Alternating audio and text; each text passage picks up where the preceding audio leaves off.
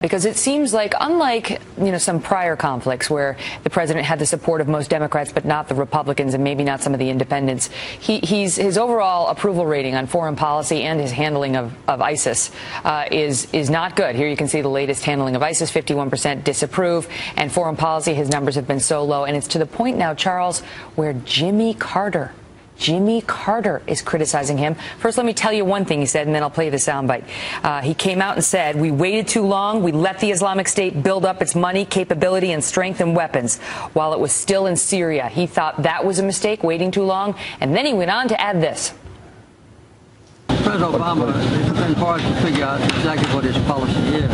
It changes from time to time. I noticed that both of his secretaries of defense, after they got out of office, have been very critical of the lack of positive action on the part of the president. He's been delayed. Sometimes he draws red lines on the sand in the committees, and then when the time comes, he doesn't go through with it. You know what? He said he'd be a transformational figure, and he has been, because he has managed to bring together Dick Cheney and Jimmy Carter on the issue of his foreign policy. Well, maybe he'll get a second Nobel Peace Prize for that.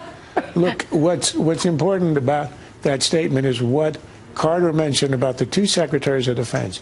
Here are people with a certain loyalty and sympathy for the president. One a Democrat and one a Republican. In fact, the Democrat, Panetta, is an icon of the party. He's known as a straight shooter. And they both say in their memoirs, this guy is indecisive, he vacillates, he doesn't know how to lead. And the word they haven't used, but I think we can use, is that he's been unserious. He wasn't serious in Libya. He wasn't serious about the red line. He wasn't serious about supporting the moderate opposition 2 years ago in Syria when it would have made a difference, as Panetta says. And he wasn't serious when he left Iraq entirely with no residual American force, which would have made a huge difference in order. This was on the advice of his political advisors, so he could run for re-election as, "I'm the guy who ended the war in Iraq." He didn't end the war in Iraq. Petraeus ended the war in Iraq. Obama's the man who threw away the fruits of victory, and the result of that, the whirlwind, we are reaping right now. Unserious. It's the same word we heard from Senator Ted Cruz. Charles, thank you, sir.